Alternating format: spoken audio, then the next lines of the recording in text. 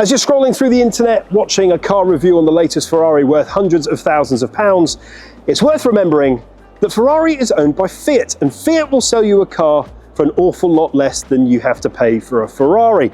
And this Fiat 500 Dolcevita edition here at Big Motoring World in Leeds could be yours for less than £10,000. That is an incredibly good deal.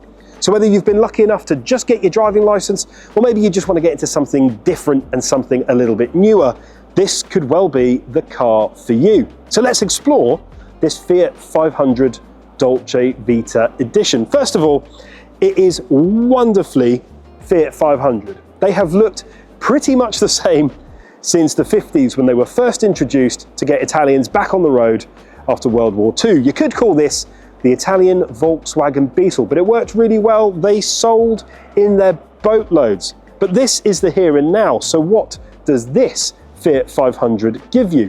Well, first of all, it should give you the good life, or the sweet life, which is what Dolcevita means in Italian. And you are reminded by the trim level because it is located beautifully calligraphied on both wings of the front of this car.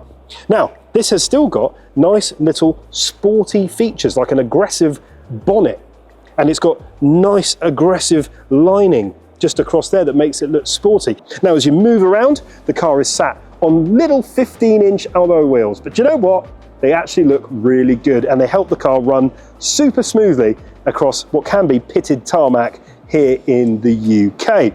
Inside, the Dolcevita trim means that you get quite a creamy two-tone interior on this particular model, something we'll show you in a moment. But let's have a look at the back of this 500. Now, this little Italian car might be the same size as a shot glass of limoncello, but the boot is actually surprisingly spacious. Now, it's 185 litres worth of space. That goes up to about 400 when the seats are down, but it's actually quite deep. This is a medium-sized suitcase, and it fits in there quite nicely. You'd actually be surprised at how much room you get in the back of this 500.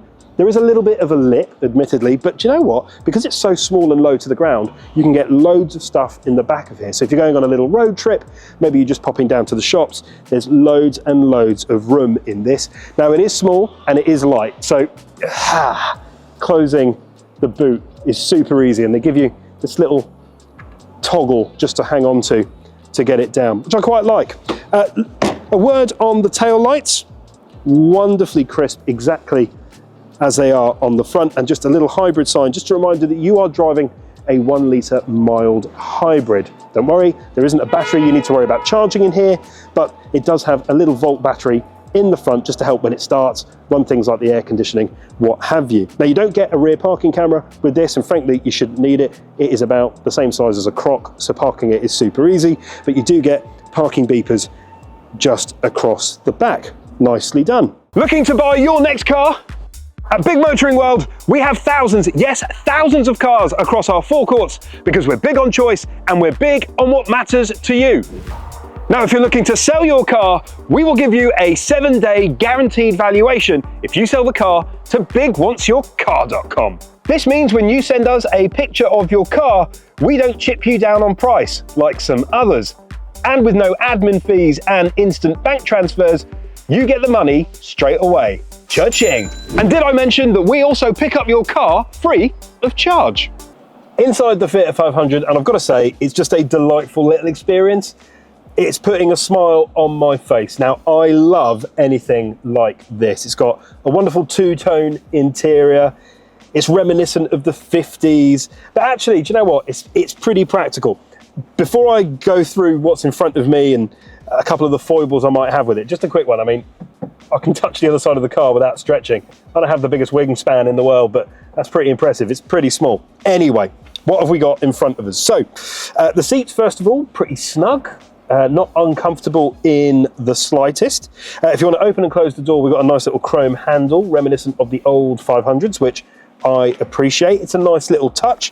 The steering wheel is perfectly reasonable. It's nice to the touch, nice and round. You can answer your phone on the buttons on the steering column itself, turn the volume up and down on your entertainment system, and all the stalks feel pretty nice. You've got your auto headlamps and auto lights all managed through here, and then obviously your windscreen wipers and what have you on there. And then in front of you, you've got your speedo with your rev counter kind of built in, and then it shows you how much fuel you've got left, the amount of battery left in your mild hybrid, and then how many miles you've got, and the temperature outside and what have you. But it's all in one place, and it's super easy to read as you're driving.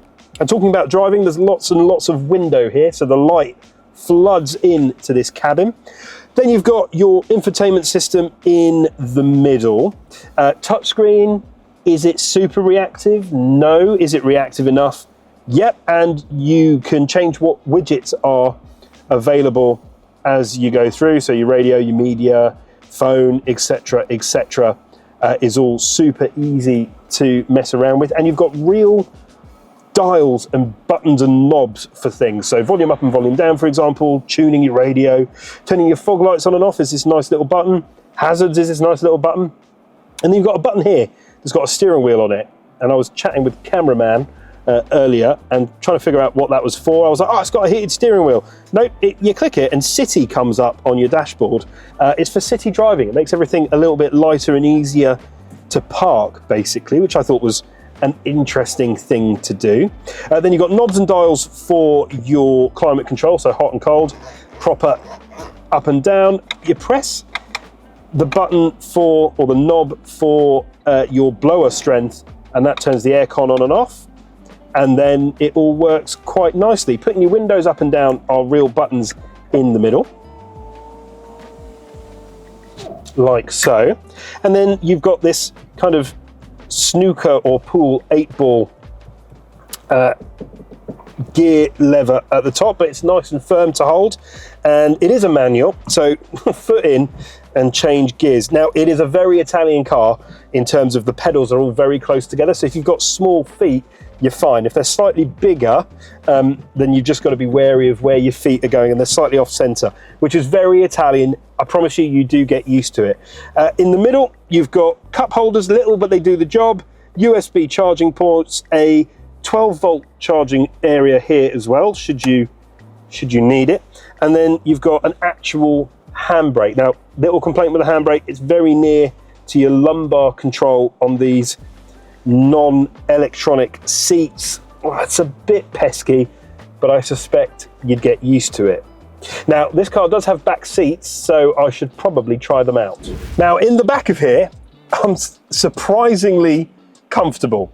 Now, it is small. You don't get windows that you can open yourself, but the seat in front of me is in my driving position, and I've got more room than in other cars at this segment or price point. The panoramic roof, although is over the front seats, still allows a lot of light to flood into the back seats here. Now, you do only get two, so it's a 2+2, which is fine, I guess. It's a small car.